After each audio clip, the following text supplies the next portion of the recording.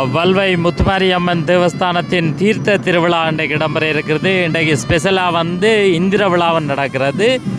சுவாமி இப்போ உரணி ஊற்றுக்கு தான் தீர்த்தமாட போகிறார். சரி, இப்போ போனால் வர்றது நாளைக்கு காலையில் இந்நேரம் தானே சேருவினேன். சரியோ, அது வரைக்கும் அங்கே தீர்த்தமாடலாம் நடந்து கொண்டிருக்கும். தீர்த்தம் ஆடி போட்டு அங்கால பிள்ளையா கோயிலில் சுவாமி இருப்பினவன். சரியோ, இருந்து போட்டு அடுத்த நாள் தான் நீங்கள் சேருவினோம். அது வரைக்கும் இங்கே பார்த்தா சும்மா என்னென்னு சொல்கிறது, திருவிழா ஊரே திருவிழா கோலம் போன்றிருக்குன்னு சொல்லலாம். அந்த மாதிரி திருவிழா இடம்பெற்று கொண்டிருக்கும்.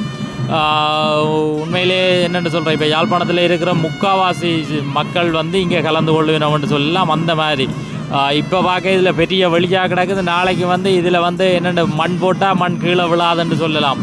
அவ்வளோது கிரவுட்டாக இருக்கும். கிட்டத்தட்ட ஒரு 3 கிலோமீட்டர் தூரத்துக்கு பல்புகள் எல்லாம் சோடிச்சு சும்மா வேறு லெவலில் இருக்குன்னு சொல்லலாம். அந்த மாதிரி இருக்குது. எனவே இது இன்றைய தான் இந்திர விழா நடக்க போகுது. தைச்சலம் இந்திர விழாவுக்கு வரவணுமென்று இருந்தாக்கள் மறந்திருந்தால் அவைக்கு ஒருக்கா ஞாபகப்படுத்தி விடுங்கோ. கண்டுகளிக்கணும். இன்றைய லீவான நாள், அரச உத்தியோகத்தர்கள் எல்லாருமே பார்க்கலாம். வருஷத்தில் ஒருக்கா நடக்கிறது. அதே மாதிரி பல்வெட்டித்துறையில் நடக்கிற 2வது பெரிய திருவிழான்னு சொல்லி சொன்னால் அது இந்திர விழா தான். முதலாவது பட்ட திருவிழா நடந்து முடிஞ்சுது. அதே மாதிரி இப்போ நடக்க போகிறது இந்திர விழா. சரியோ, எனவே கலந்து கொள்கிற மக்கள் அனைவரும் கலந்து கொள்ளுங்க. இன்றைக்கு இப்போ தீர்த்த திருவிழாவுக்கு சுவாமி போகிறார். இப்போ போகிற இந்த ஜிடிபி பஸ் இரவைக்கு பிறகு இதால் ஓடாது, அவ்வளோது க்ரௌட் ஆகிடும்.